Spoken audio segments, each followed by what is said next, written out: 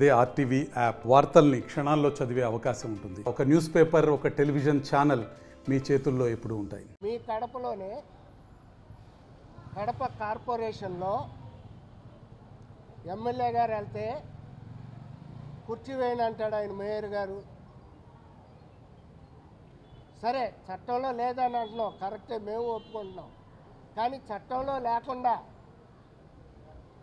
గతంలో వైఎస్ఆర్ పార్టీ అధికారంలో ఉన్నప్పుడు కమలాపురం ఎమ్మెల్యే రవీంద్రనాథ్ రెడ్డి గారిని, అలాగే కడప టౌన్ ఎమ్మెల్యేని నీ పక్కంటే ఎలా కూర్చోబెట్టుకున్నావు? చట్టంలో లేనప్పుడు మేయర్ కుర్చీ పక్కంటే ఆ ఎమ్మెల్యేలకు ఎలా కుర్చీ వేశావు? ఈ రోజున వచ్చినటువంటి తెలుగుదేశం ఎమ్మెల్యే మాధవ్ గారికి నువ్వెందుకు కుర్చీ వేయనంటున్నావు? ఇది వివక్ష కాదా? రాజకీయ అజ్ఞానంతో వ్యవహరించే చర్య కాదా? మేయర్ గారు తెలుగుదేశం పార్టీ తలుచుకుని, చంద్రబాబు నాయుడు గారు తలుచుకుంటే ఒక్క రోజులో నీ ఉద్యోగం ఊడిపోద్ది. రాష్ట్ర వ్యాప్తంగా ఉన్న కార్పొరేటర్లు కానివ్వండి, మున్సిపాలిటీలో ఉన్నటువంటి కౌన్సిలర్లు కానివ్వండి, మండల పరిషత్తుల్లో ఉన్నటువంటి ఎంపీటీసీలు కానివ్వండి, తెలుగుదేశం పార్టీ ఒప్పుకుని, చంద్రబాబు నాయుడు గారు ఒప్పుకుంటే వాళ్ళంతా తెలుగుదేశం పార్టీ వైపుకి రావడానికి సిద్ధంగా ఉన్నారు.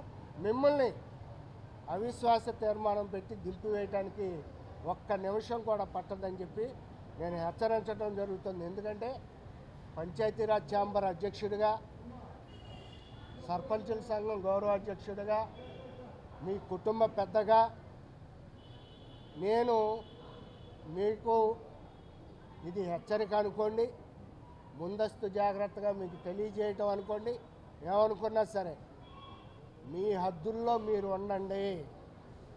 టీసీలని, జడ్పీ చైర్మన్ని, మున్సిపల్ చైర్మన్ని, కార్పొరేషన్ మేయర్లను కూడా మార్చుదామని చెప్పి మంత్రివర్గ సమావేశంలో, మొన్నే వారం రోజుల క్రితం జరిగిన మంత్రివర్గ సమావేశంలో ఆ ఎజెండాలో ఆ బిల్లును పెడితే చంద్రబాబు నాయుడు గారు చాలా పెద్ద మనసుతో ఆయన ప్రజాస్వామ్యబద్ధంగా ఆలోచించి, వద్దు, వాళ్ళని ప్రజలు ఎన్నుకున్నారు,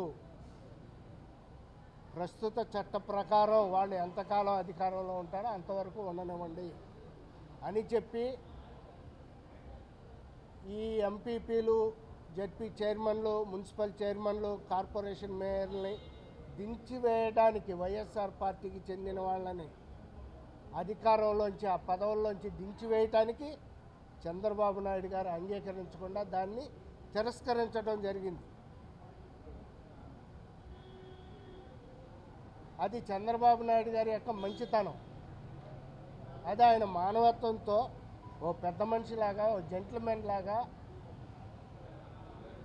ఆయన వ్యవహరించి మీ పదవుల్లో మీరు ఉండండి అని చెప్పి ఆయన చెప్తే, మీరు ఇలా మదమెక్కిన ఏనుగుల్లాగా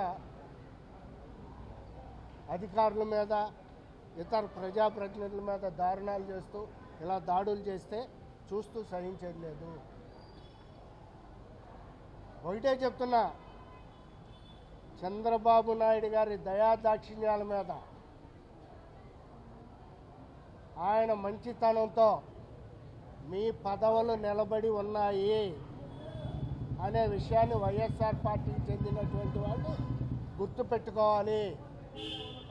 మీ పదవులే తీసేయాలంటే ఒక్క నిమిషం, ఒక్క ఆర్డినెన్స్తో, ఒక్క ఆర్డర్తో మీ పదవులు తీసివేయచ్చు.